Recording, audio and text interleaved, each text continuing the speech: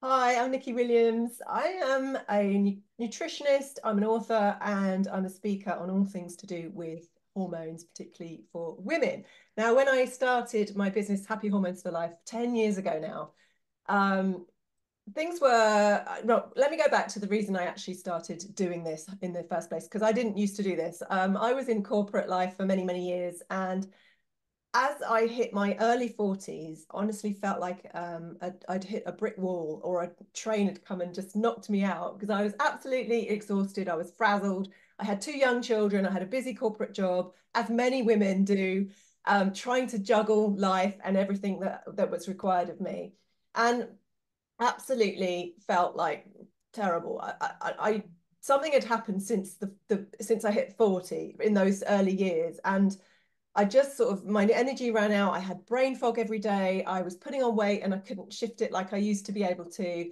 It felt like I was wading through treacle every day. And that's when I went to my doctor and I said, look, I don't know what's going on with me. I had no clue about hormones. I didn't know what happened as you go through life. I didn't know what happened, to our health and how our hormones changed. Nobody told us that. I'd never got told that. None of my friends knew either. So my doctor just looked at me and said, "Oh, here's a prescription for antidepressants." And I said, "Wow, really? I don't feel like I'm depressed. I've never had that before. It's not in my family. It doesn't feel like that intuitively. It doesn't feel like that." He goes, "Well, that's all I've got, pretty much. So you just take it and you'll start feeling better." At that point, I went, "Hang on a minute, this isn't right." Luckily for me, I've got my dad. He's still alive in my life. He's Dr. Willis, and he has been a hormone doctor for many, many years. But because I didn't really know what that was.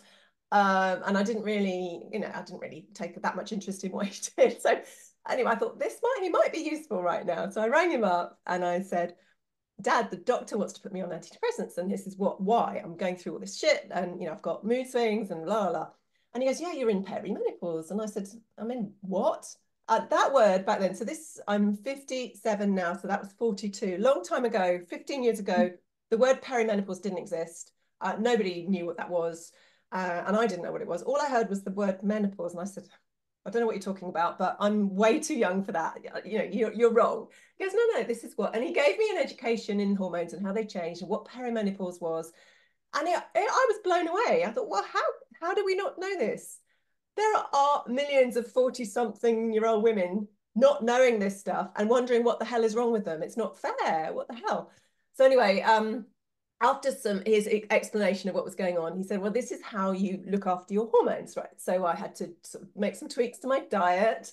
I had to have a look at my lifestyle, my stress, my sleep, my exercise, what supplements I was taking, and all of that stuff. And I had no idea of any of that. So I started making some changes, and within a few weeks, I noticed some really, really big differences. I had more energy, my brain fog lifted, I had such better moods that I was much less snappy and irritable and much nicer to be around, and my family really noticed that.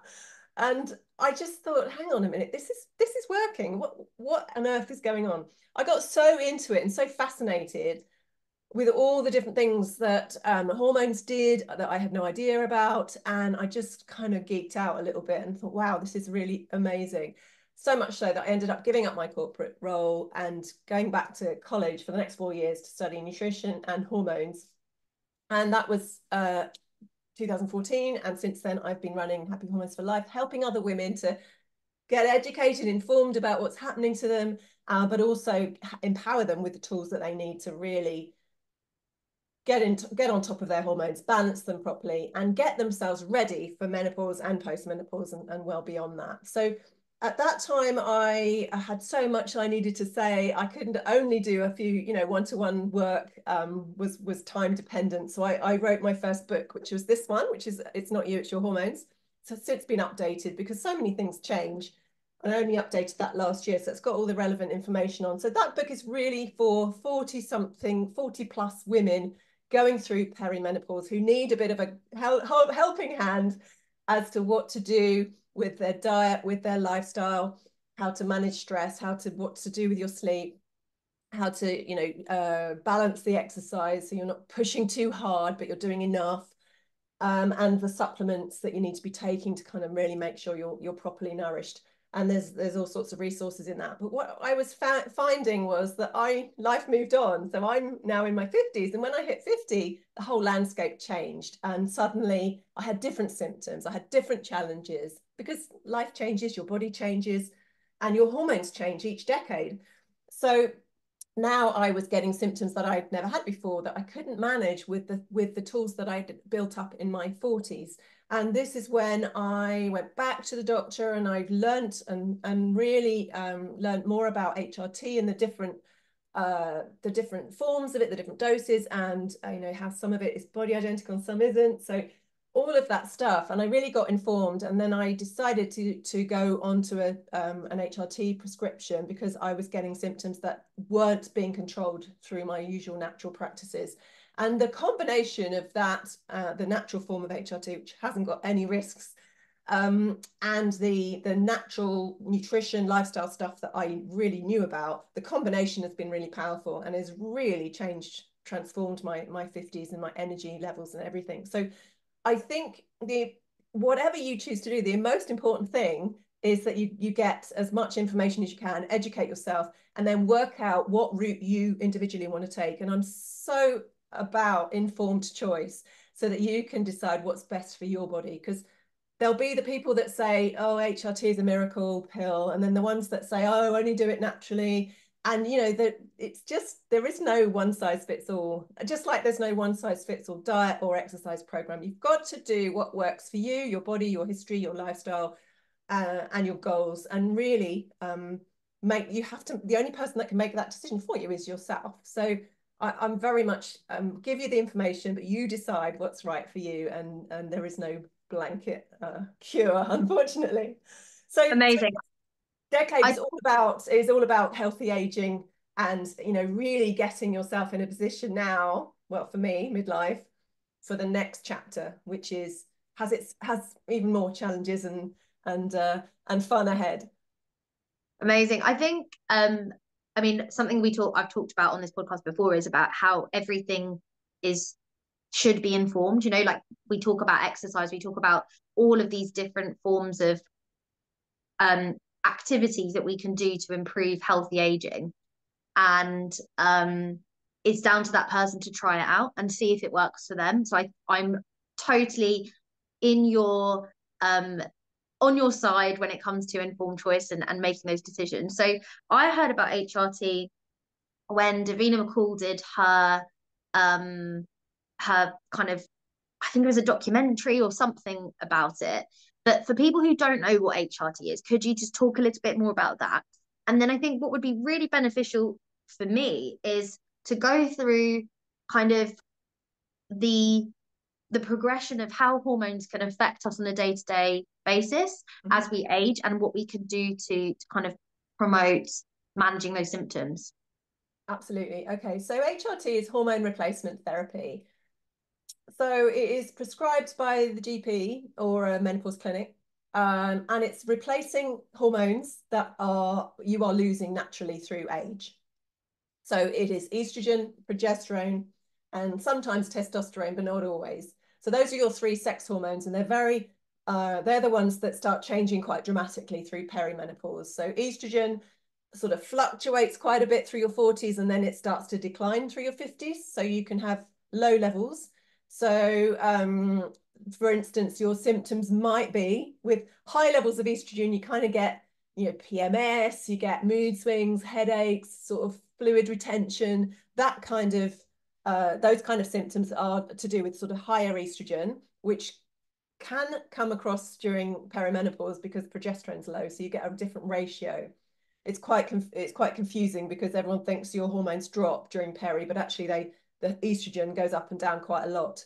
Then low estrogen, as you get towards menopause and beyond, is basically just dryness everywhere.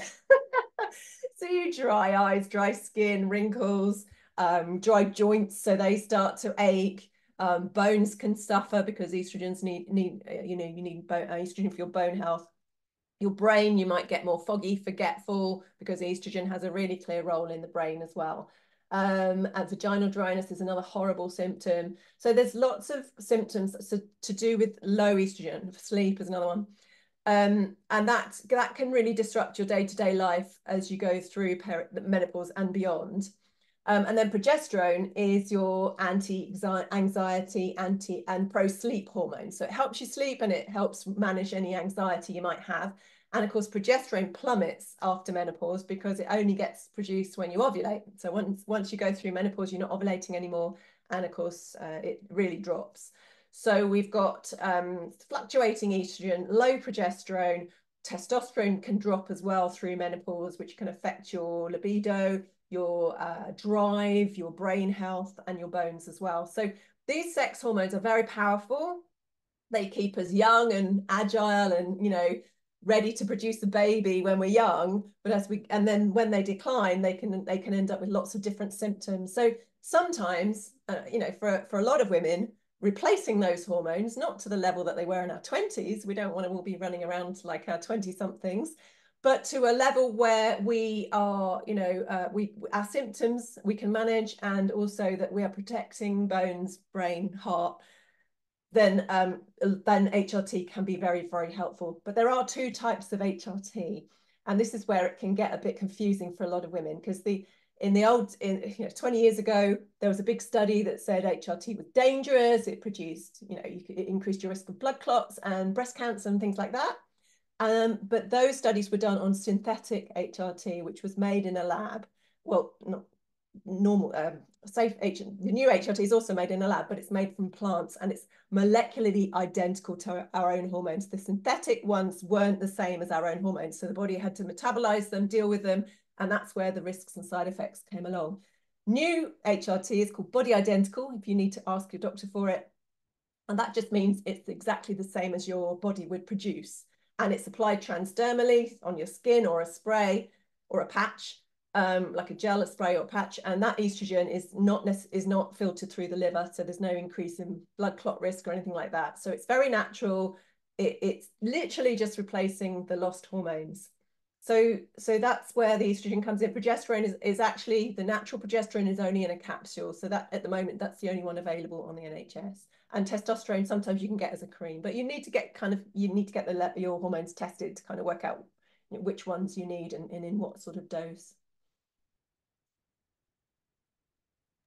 Amazing. So really interesting. And what would decide or dictate the amount of each? Like, for example, will somebody need a little bit of um kind of progesterone and then nothing else, or do you need to manage all three to kind of find that balance, or is it just completely person dependent and we can't decide? It is, and it's also dependent on who you're seeing, right? So a general GP will go on your symptom, and most of the sort of mainstream medicine would tend to go on your symptoms and your age. So if you're in your mid to late 40s, you'll probably get a mixture of estrogen and progesterone. And then if you know, there are guidelines for certain ages, etc. as well.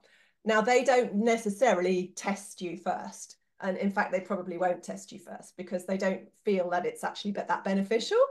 So that's the NHS or the mainstream medicine. In the private world where I sit, we have access to amazing functional tests that can really get comprehensive levels of different hormones going on, how they're being metabolized in the body, what's going on with your stress hormones, because that can affect your sex hormones as well. So it's a much more comprehensive picture, and it's done on a certain time of the month where we can exactly establish what your hormone levels should be. So it's much more accurate. And of course, it costs money because it's not available on the NHS. So in the private world, if you can invest in your health and you want to go down that route, there are tests that you can do that are incredibly accurate. And these you can take to your doctor. They'll poo-poo them a little bit because they're not mainstream, but you will have a more informed idea of what you need. So often, and I did this when I went to my doctor, I had to tell my doctor which HRT I wanted because they didn't know the difference between synthetic and body identical, for Oh, instance. wow. There's a lot of education needed in the medical world. There's a lot of catching up to do. They are learning and getting the training, but they just haven't had the training. So it's taking time for them to get to know what's available and what's what. Okay. Unfortunately. So Yeah, that's why that it's so important for us to know, work out what we need kind of almost ourselves, and then go to the doctor and have that discussion fully informed, because you're not always going to get a doctor who understands exactly what's going on. sure. And is there any way to naturally assess or test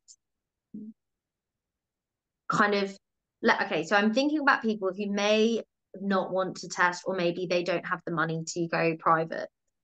Are there things or symptoms that you can use to assess or inform you about, oh, maybe I need more of this, or maybe I need less of this? Or is it just one route and the best? But I mean, I totally understand what you mean by mainstream versus like the private, because as you said, the research has only just now started to come to light in terms of mainstream media. And that is through social media and influencers and celebrities talking about different hormonal processes and impacts and HRT and all of those things. So I do understand the delay. And like, I think talking about the NHS is a little bit of a touchy subject for many people, but also there's that element of I'm very pro private if you can. I just acknowledge that there's a lot of people that can't go down that private route. So is there an alternative option that maybe doesn't use the NHS, that doesn't use private, but that you can work out yourself? Or Only that, you know what, so if you're taking HRT and you're doing natural stuff, either way, to be honest, you want to be looking at your symptoms and making sure that they're actually helping. So that is the only way. If you don't test, you've got to go off your symptoms. So for instance, if you're having hot flushes, HRT may help with that.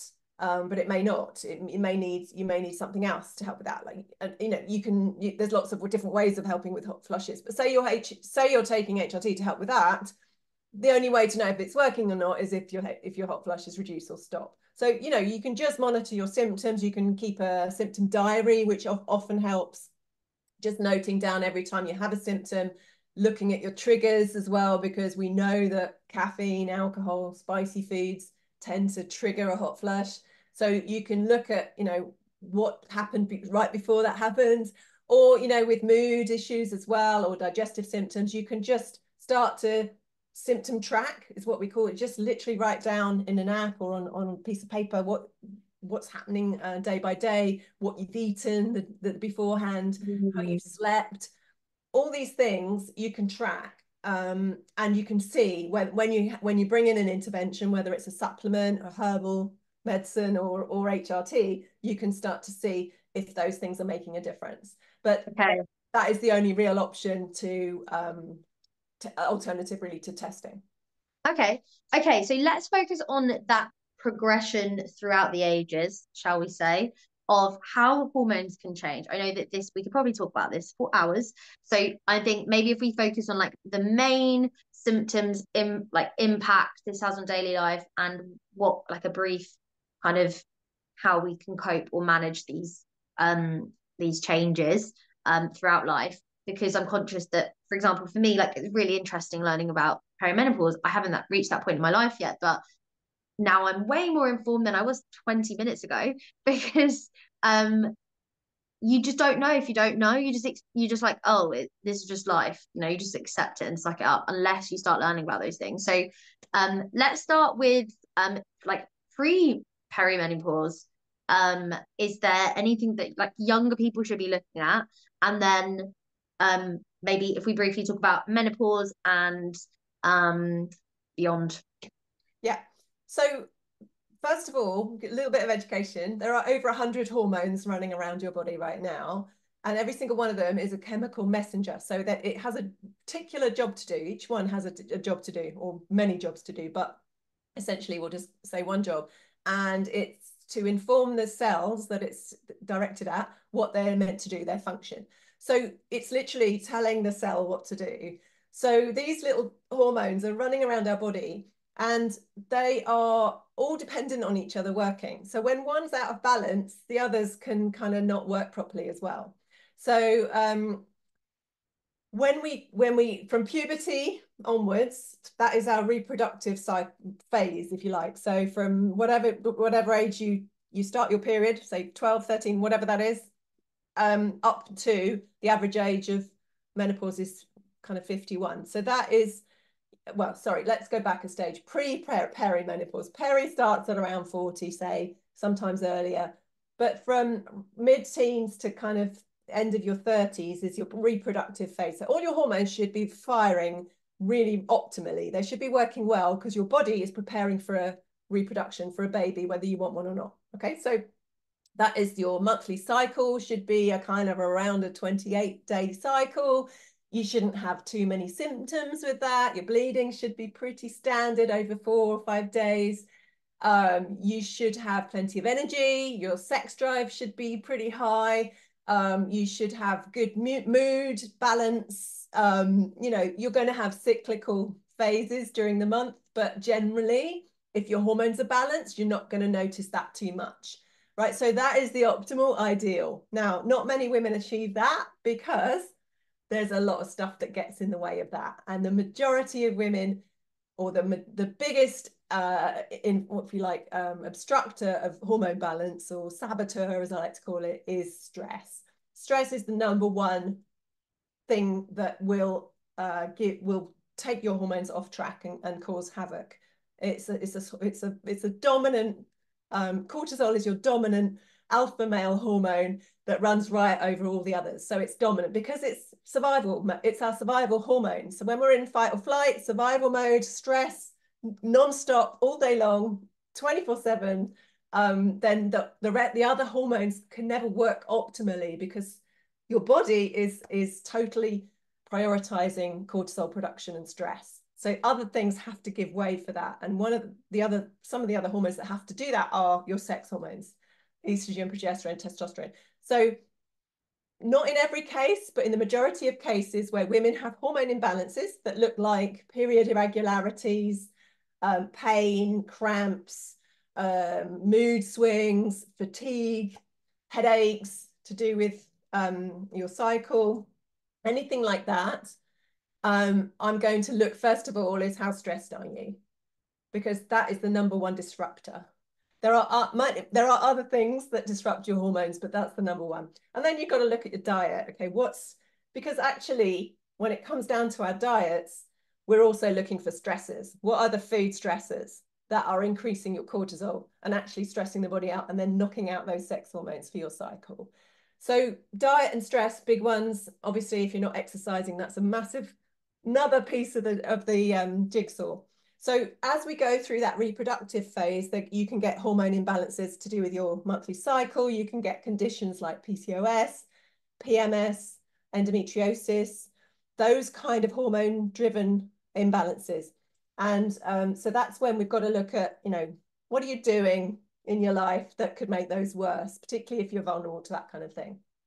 And then from around 40 onwards, it can be earlier, sometimes it's mid-30s onwards, you'll enter perimenopause, and that is when you will start to miss the odd ovulation. So every time you miss an ovulation, you don't produce progesterone, so that plummets, and then your hormones start to kind of fluctuate during that irregular ovulatory period. So that, and then that can last up until your final period in your early 50s. So that can be 15 to 20 years of perimenopause, which is lovely. And symptoms wise, there you're looking at everything from fatigue to joint pain to brain fog to digestive issues to, I mean, the list is endless in terms of symptoms. Go look at any menopause website and they'll give you a page of them, because hormones affect every single cell in your body. So, everything is going to be affected. Or you may be one of the lucky 20% of women that sail through this period and don't have any symptoms at all. Although I've not met one yet, and I kind of quite hard. I struggle to believe they actually exist. But hey. Okay, so I've learned so much and so interesting. very relevant to my own life, because I constantly say the older I get, the harder or the more challenging my periods get, because my symptoms just become horrendous. And my husband always jokes to me and says, oh, is it the worst period yet? Or is it the worst period of your life? And I'm like, yes, it is. And actually, it's probably related to stress. And I acknowledge that the kind of like the older you get, the more responsibilities you have, or the more worries you have, and the more things you have to do in life. Um and actually, now that I'm aware of that, I'm going to be much more conscious of what I'm doing to manage those stress levels, because I think we do live in a high stress environment and we just get used to it. And although I'm able to cope on a day-to-day basis, and I'm doing like at the moment I'm doing quite well, and you do have like crash periods, and I'm one of those people that massively crashes. Um, but I think from a micro perspective, in terms like a monthly focus, is okay, like what am I doing? Can I slow down during this time to reduce my stress levels, to improve the symptoms that I'm experiencing, and different things like that? So very, very interesting. And the interesting thing with Zoe as well is actually if you start now, you're going to have a much better perimenopause. So just have that in mind, because the more stressed you are during peri, the worse your symptoms are going to be. And I've just mentioned how long that can last. That can seem like a lifetime if you don't get a handle on your stress levels now. Right. And what can people do because I mean, you mentioned later on in life, joint pain, brain fog, all of those symptoms that many older people experience. Like I work with hundreds of older adults, and they're always like, oh, it's just like my knees are so sore. And I think the go-to thing is osteoarthritis, but sometimes you're like, but you don't appear to have osteoarthritis, but maybe that's it actually, it's majority hormonal based, and you're experiencing those pains, and nobody's acknowledged the fact that this is a response to your hormone changes. Yeah. And now it's completely blown my mind now, because now I'm way more informed to be able to say to somebody, oh, that's really interesting, have you looked into your hormones and different things like that. So what can we do to manage those, or prevent our hormones from impacting us negatively throughout life? Yeah, it's so important, because actually once you go through perimenopause, you think you're out the other side and, calm waters and It'll all be of all right. that. It's all going to be, the pot at the end of the rainbow. No. Well, for a lot of women it is, and that's fine. But for many, you can get different symptoms, or symptoms linger. And the important thing to realize is once your hormones go down, if they're too low, if they settle too low and you're not replacing them, and you're not looking after yourself properly, then you're going to be at extra risk of things like osteoporosis, heart disease, and dementia, because estrogen and progesterone and testosterone, they're all important for those three areas. So you're going to put yourself at extra risk if you leave those hormones too low post-menopause. So hormones are very, very important for those big areas that tend to be the biggest kind of killers when you're getting old. So yeah, really, really important to look after your hormones. And yeah, that's when I mentioned you can do it through HRT, but you really, even if you're on HRT, you still need to do natural stuff to look after the rest of your body, because it's not just about hormones. But if you're not on HRT, you need to be looking at things like natural plant estrogens that can help supply some natural, less potent than HRT, but still helpful to regulate your estrogen. So things like soy and flax seeds that are very high in phytoestrogens, which are plant-like estrogens that still log on to your estrogen receptors and do the job. So you've got to be looking at those kinds of foods. You've got to be looking at like really piling on the vegetables. I think the message from a nutrition point of view is, as you go through life, the older you get, the more you need to nourish yourself and make sure you're getting those nutrients in, because the more your body needs them, because you're not absorbing them like you used to. Our guts aren't the same when we get older. They don't absorb very well. So we need to basically pile on more nutrients. And that means making sure that you've got a nutrient dense diet. So loads and loads of veggies, really good quality protein, healthy fats, and those complex type carbs that don't push up your blood sugar. So all of that is so important as you get older, even more important. And then to add in some supplements as you get older, because the diet is not going to cut it for when you get older, because your gut's not absorbing everything, and you're actually, you're not likely to have the best diet in the world, because we're all human and life gets in the way. Amazing. So you mentioned proteins. What type of proteins can we be encouraging people to eat? So I'm thinking of clients that I work with. I'm thinking of friends with grandparents or parents who may need to improve their diet. Yep.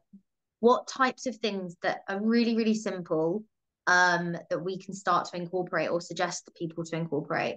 Is it just kind of, like your chickens, your baked beans, different things like that? Or are there other things that we can be looking at?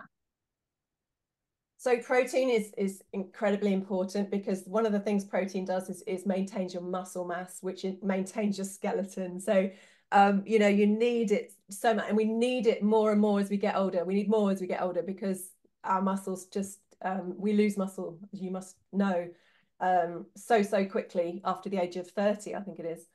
So along with strength training, we also need to be eating protein.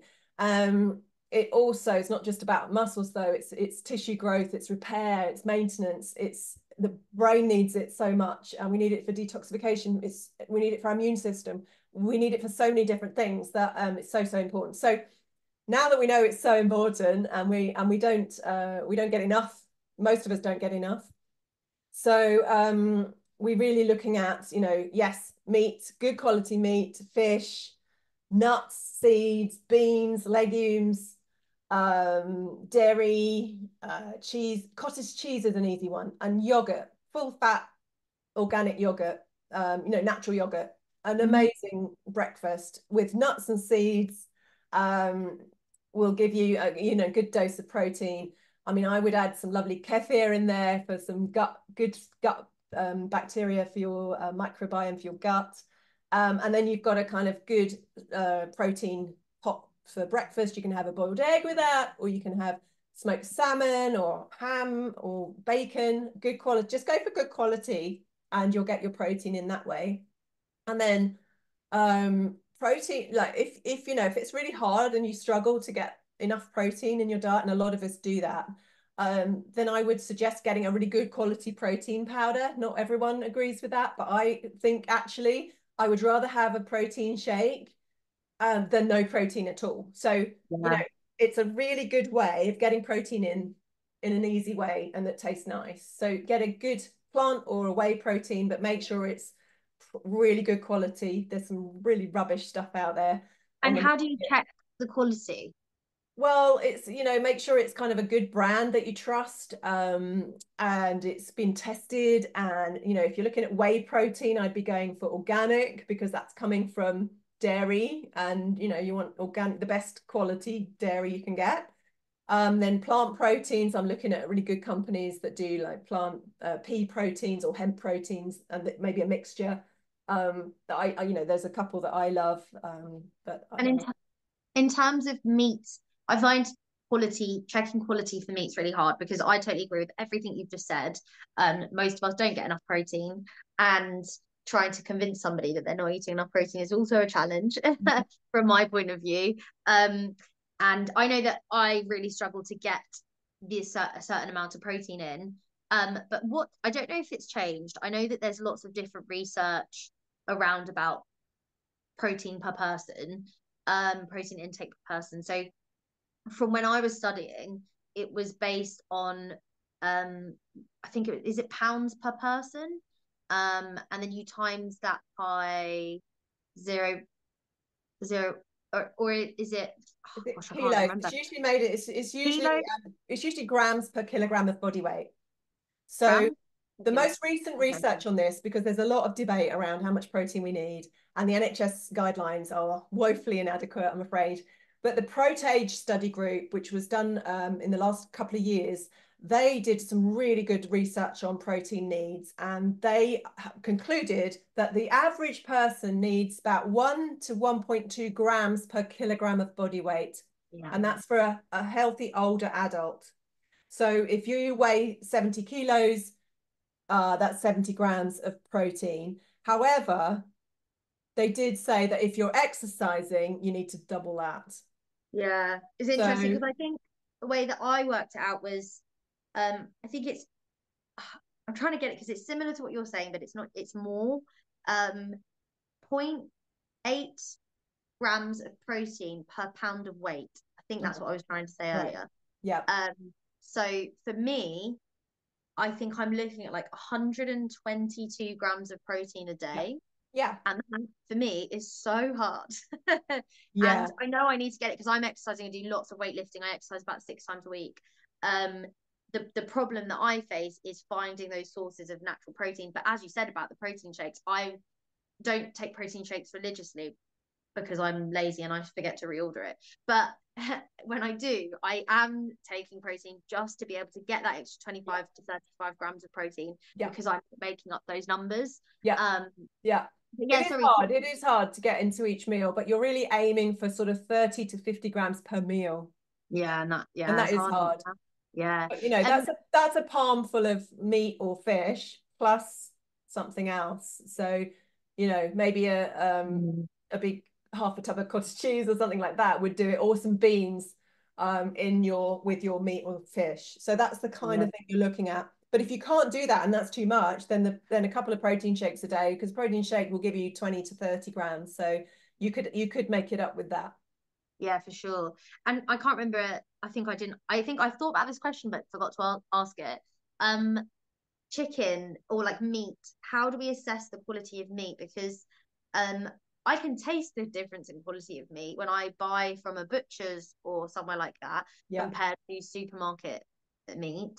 Um, is there things that we can look at like color, texture, consistency of different meats that can give us some sort of direction on the quality of that, or is that just I think that's really hard because you'll have different people, animals will be raised in different ways. But for mm, me, you just don't go for the value range, because cheap okay? means industrially processed, not good for you, it's not good for the environment. So if you eat meat, I would be eating slightly less, but better quality. So I'd be going for the organic or the grass-fed, or in the terms of chicken, free range. So just make sure that you're eating healthy animals for a start. And then for the fish, you'd be looking for sustainably sourced. You know, like I buy wild Alaskan salmon, because not the farm salmon, because it's more wild. It's got better nutrient quality, but it's also it's got less chemicals in it. And then you know, the farmed fish are fed stuff that's not really natural. So I will go for the best quality, but have it once a week. And then make up the rest of my protein with vegetable sources, with legumes, with beans, with pulses, stuff like that. So it is it's whatever works for you, because vegans are going to struggle to get enough protein, and then in which case they're going to have to be eating a lot of soy or tofu to get their protein up, and a lot of beans and legumes. So you know, there's horses for courses, if you like. Yeah. Okay, so I think to wrap this episode up, is there anything else that I think is that you think is really important when it comes to being aware and informed about hormones as we age, but particularly after the age of 60? So you mentioned arthritis and joint pain, etc. So one of the things that can cause that is low estrogen levels, because estrogen is there to lubricate and nourish your joints. So when we don't have enough of it, they dry up, they can get stiff, and estrogen is also anti-inflammatory. So when we don't have enough estrogen, it can cause extra inflammation. And inflammation is one of the things that leads to chronic disease. So it's the basis for all chronic disease as we get older, inflammation. So estrogen is important to kind of replace, either through medication or through food. But also it's really, really important to live and eat anti-inflammatory. So that means managing your stress, means properly sleeping, means eating lots of, you know, diverse, colourful fruit and veg, limiting sugar and refined carbs and all those vegetable oils and processed foods, because they're all inflammatory. And then, you know, making sure you're moving your joints as well, and all of that helps too. So it's a real picture. It's not just one thing or another. I like to think of it as we all have our own jigsaw puzzle picture, and each of those pieces we need to be putting in place to make sure we have a healthy and vibrant older age. So that your picture is going to be different from mine, and we've just got to find those pieces and make sure they all fit for ourselves. But you know, information is absolutely key, and as long as we know what kind of things we should be doing, we can pick out what works for us and what suits us, our bodies, our lifestyles, and our likes, and because it's so important that we keep doing it. So we've got to enjoy it.